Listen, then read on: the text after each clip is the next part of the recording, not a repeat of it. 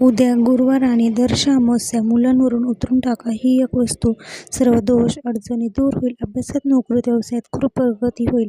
तर आपल्याला उद्या सकाळी 10:30च्या आतमध्ये हा उपाय करायचा आहे. दिवस सडीला लागल्या हा उपाय आपल्याला करायचा नाही. 2 मुलं असेल, 3 मुलं असेल, छोट्या बाळापासून मोठ्या व्यक्तींपर्यंत, लग्न न झालेल्या व्यक्तींपर्यंत तुम्ही हा उपाय करू शकता.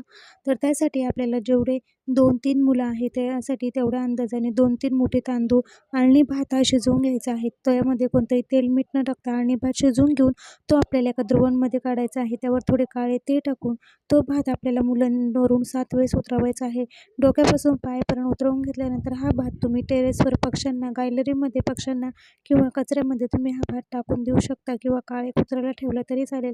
असा हा उपाय उद्या गुरुवार, दर्श अमावस्या आणि शनी जयंती आहे तर नक्की तुम्ही करा. मुलांना जे काही दोष अडचणी लागलेल्या आहे त्या दूर होईल आणि मुलांचे सर्व अभ्यासात, नोकरीत, व्यवसायात खूप प्रगती होईल. अनेक अडचणीतून